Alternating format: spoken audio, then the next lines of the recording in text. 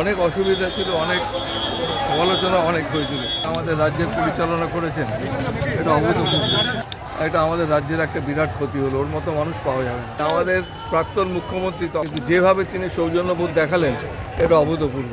সদস্য হিসেবে সেই সঙ্গে মুখ্যমন্ত্রী হিসেবে রাজ্য পরিচালনা করেছেন। অনেক অসুবিধা ছিল, অনেক সমালোচনা অনেক হয়েছিল। তার মধ্যেও যেভাবে উনি বিধানসভা এবং আমাদের রাজ্যের পরিচালনা করেছেন, এটা অভূতপূর্ব। ওর মতো একজন মানুষ চলে যাওয়াতে আমরা সত্যি মর্মাহত। এটা আমাদের রাজ্যের একটা বিরাট ক্ষতি হলো, ওর মতো মানুষ পাওয়া যাবে না।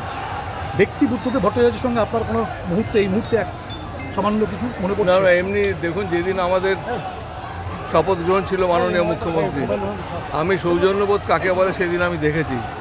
তিনি গিয়েছিলেন সেই দিন মুখ্যমন্ত্রী শপথ গ্রহণের দিন, এবং একটা চেয়ারে বসতে দিয়েছিল, একটা সোফায়, তাতে হয়তো দুজন অ্যাকোমোডেট করা যায়, সেখানে ওরা 4 জন বসছিলেন। আমি দিকে আশ্চর্য হয়ে গেছি যে আমাদের প্রাক্তন মুখ্যমন্ত্রী, তখনও প্রাক্তন হননি, শপথ গ্রহণ হয়নি মুখ্যমন্ত্রী মমতা বন্দ্যোপাধ্যায়, কিন্তু যেভাবে তিনি সৌজন্যবোধ দেখালেন, এটা অভূতপূর্ব। বেশ, এই মুহূর্তে আপনাকে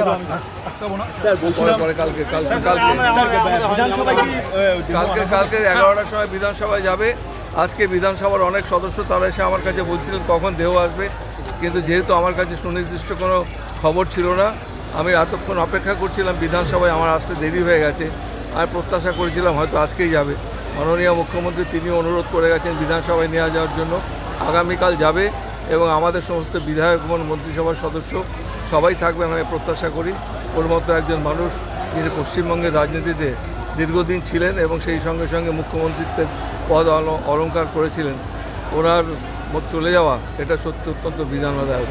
বিধানসভায় আমরা সবাই শ্রদ্ধা জানানো কালকে 11টার সময়।